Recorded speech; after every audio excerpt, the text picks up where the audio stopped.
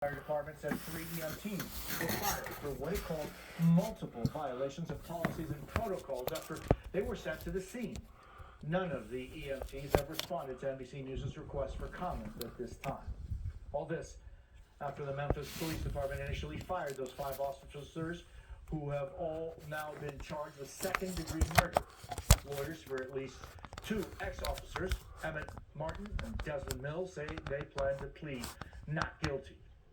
Joining us now is NBC News correspondent Ellison Barber, live in Memphis. Ellison, good morning. What do we know about the roles of these 2 other officers and those 3? You know, that's something I don't understand is how come people can get caught on camera, basically red-handed, and they still plead non-guilty. I mean, you talk about a corrupt system, that you've been caught red-handed. Not only do you have witnesses, but now you have data, and they still plead non-guilty? Is that not insane or what? Pertaining to our judicial justice, so-called justice system. His name was not released when the names of the other 5 officers were released. They said it was because Officer Hempel had not been fired. He is on leave. He's been relieved of his duties. But when asked yesterday whether or not he was on paid or unpaid leave, a spokesperson with the police department did not answer. But so right now, what they are saying about the 7 officers in total that were involved in this, they say that all of them were relieved of duty on January 8th. That would be the day after the incident, the attack all took place. In terms of Officer Preston Hempel in particular, they are saying that his name was not released, or seemed to be implying his name was not released earlier because he was not at that second scene. In a statement, they are saying this, quote, "The 5 officers terminated were directly involved at the first and second scene where Mr. Nichols was physically abused and suffered serious injuries. The MPD's team of internal affairs investigators prioritized interviewing officers and witnesses related to the second scene first, where the most egregious aspects of the incident occurred." They went on to say Officer Preston Hempel and other officers' actions and inactions have been and continue to be the subject of this investigation since its inception on January 8th. They went on to say that there are numerous charges still developing that are impending, and that the department expects the next phase of personnel actions to happen in the coming days. But I would say this is something that has really frustrated community activists. And we were at a candlelight vigil last night, and people were talking about just this 6th officer. They didn't know about the 7th officer just yet, and they were talking about their frustrations of, 1, not knowing who he was earlier, 2, the fact that he has not yet been fired.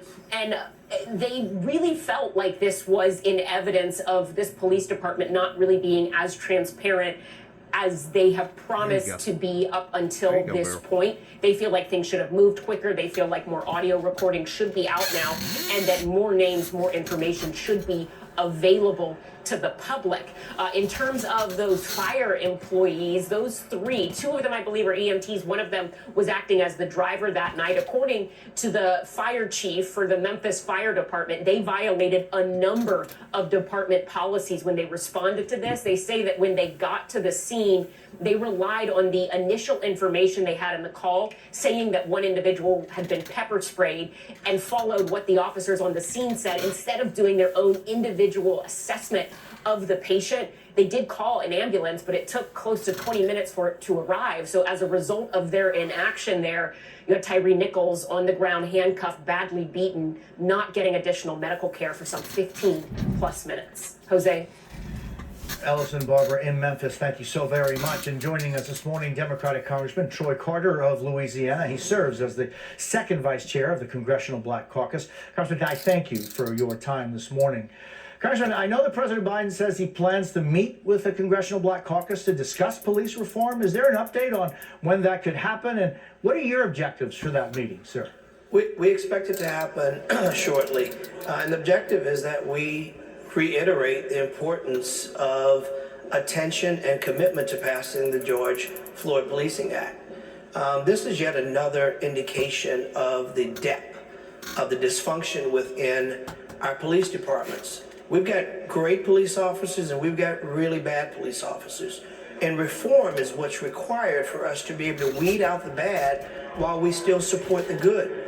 The necessity to have the White House weigh in to again assist us making this a very strong calling card of the reform that's needed. And so what is that reform needed, you think, Congressman? Well, I think we need a systemic, from head to toe, rework and reform of our police departments. We've got to make sure that we have, in addition to adequate background checks when we hire police officers, that we have to have adequate training to demonstrate the ability that's required to de-escalate, to when someone is apprehended, to do just that. Apprehend them once they've been restrained and they're placed in handcuffs. The actions that we saw with Tyree Nichols demonstrate the actions of animals. They attacked this young man as if they were beating a piñata. There's nothing normal about an individual that can administer that kind of punishment to an individual that has been restrained, who could not defend himself, who could not resist arrest, who was on the ground surrounded by 4 or 5 police officers. The first several blows that Mr. Nichols took to his face, his hands were bound behind his back. Any one of those was more than enough to subdue him, but they continued to beat him. They continued to blow after blow to his head, to his face, and then when he was on the ground, they repeatedly kicked and punched and stomped, even to the extent that the officers were so tired, they would back up and catch their breath to only go back and beat him again. There's something terribly wrong with any individual that can do what they did, which is demonstrative of the fact that we need to have ongoing mental health screenings for police officers. We have to make sure that we have the kind of swift punishment that fortunately we are seeing in Memphis, that other officers know that this will not be tolerated. My God, these individuals were wearing body cams, and they still felt emboldened enough to violate this individual's civil liberties and ultimately take his life. Congressman Troy Carter, I thank you so much for being with us this morning. Thank you. And now to breaking news from Capitol Hill, where embattled New York Congressman George Santos says he will recuse himself from his committees. With us now.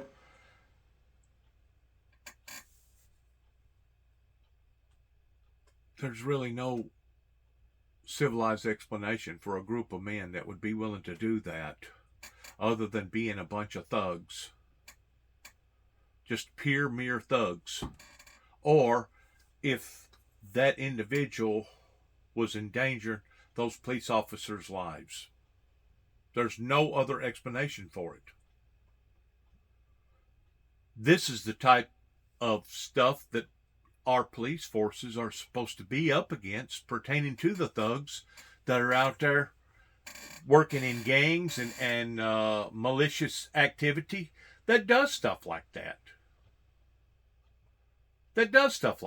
And I still say that the best people to reform the police department pertaining to governing the police department would be the insurance companies. And the reason why I say that is because anytime that there is a major outbreak in injustice, this is being proven and seen in today's society the way that it is, who's the first people that has to pay the cost for that? The insurance companies. You may be saying, well, how does the insurance companies pay it? Well, because they're the ones that insure the town. They insure all them buildings. They insure all that property and real estate out there. And whenever you go out there and tear it all up, who pays the ticket for that? The insurance companies. Of course, if it's something major to the extent that it's going to be too much of a brunt of a blow, that's whenever the taxpayers has to pay it.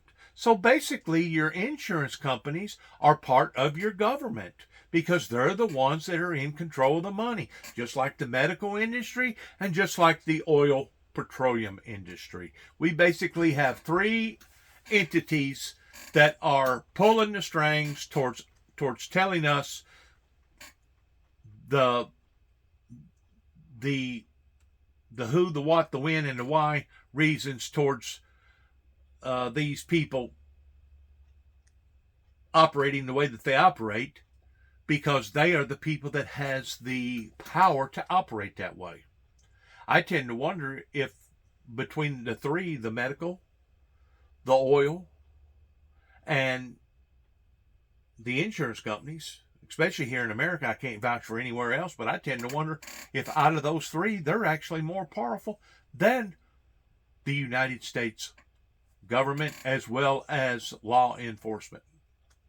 Because they're basically the ones that pull the punches. They're the ones that's in control of the purse. And as I have made mention before, what a better group of people that should be delegated to mandate this particular project in reforming our police. Because once you get enough lawsuits pertaining to, and I guarantee you there'll be lawsuits, wrongful death lawsuits out of all this. Once you get enough lawsuits flying your way, eventually the insurance companies will kick up the same way as they kick up about malpractice insurance of insuring either a hospital or a doctor or both. That once they be out enough money, they'll start investigating towards why in the world are we having to do this? What are these people doing that is this illegitimate, that is costing this many people's lives? So what a better group of people than the insurance company to basically be in control towards bonding these principalities, everything from basically your municipal buildings, your city halls, on up, to let them be in control of these matters, because they're the ones that has to basically make the call if something was to occur, like what happened with the Rodney King deal 30 plus years ago, whenever about a third of Los Angeles got burnt down to the ground. And then we've seen other incidences since then that has occurred whenever the people basically went on a vigilante riot to justify the bad justices that was being served with we the people. Clear that up for us, Jay. Yes, so a few things. Now, McCarthy has said the debt limit needs to be lifted. So that bedrock principle, he has said he knows the debt ceiling needs to be lifted. Now, the larger question is two questions. Number one, when will they put out their budget, the spending blueprint? We broke the news in Punchbowl News this morning that the White House intends to put out its budget on March 9th. That is roughly, 5 weeks away.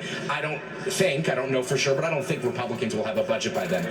Then there's the secondary question, and perhaps the more important question is, will Joe Biden enter into some sort of negotiations with McCarthy over raising the debt limit? McCarthy cannot politically pass a clean debt limit, meaning a debt limit increase with no associated provisions. That will not get anywhere close to half of his conference. I would be surprised if it gets more than a couple Republicans. He won't put himself in that political peril. Whether you think that's right, wrong, or indifferent, I'll leave it to you and everybody else. But the question is, can they come to some sort of budget agreement that trims federal spending? Does Joe Biden think that's in his political interest and wise to do so? That's the question we're going to be watching over the next 4 to 5 months. This is going to be a long, slow slog toward June and July when the debt limit needs to be lifted officially. Jake Sherman, I thank you very much. It's good to see you this morning. Good to see you too. Up next, the White House says it will end the COVID public health emergency in a matter of months. We'll tell you which benefits will disappear. Plus, reports of car crashes and flight delays across the country due to... Now, they have made it known, I believe it's May the 15th. They may expand it, I don't know. But they're getting ready to shut that service down pertaining to the pandemic. And I guess ultimately that is the right ultimate thing to do. That way it throws the initial blame back on the insurance companies that will be insuring people towards getting these shots and vaccination shots and etc. But my question is this: if they can do the pandemic program that way, how come they can't do the currency that way towards telling everybody that your greenback dollar bills is no longer going to be worth a certain amount of any kind of value at all after a certain date, because the United States government is fixing to change the currency completely around to the degree that it can no longer, the green money can no longer work ineffective to the new system that they're engaging. That can be done just as simply and as easily as doing this deal with the pandemic entitlement. And why they don't do that, I strictly believe that because it's affecting too many high-end crooks pertaining to those that claim that they're legitimate people, but in reality are making all their bogus money under the table, that if they was to do that, they would affect their own pocketbooks in doing so. And that's the reason why that I feel like that they have not moved on the issue of readjusting the currency system into another system, is because too many people would suffer the consequences. I truly believe it. That's the reason why. I mean, they claim that they reach out for transparency. They call for transparency, and which is good. That's all. There's nothing behind Have you spoken to Zelensky recently, and what are you going to tell him about his further request? Will you negotiate with Speaker McCarthy? Will you negotiate with McCarthy? Show me his budget. Show me his budget.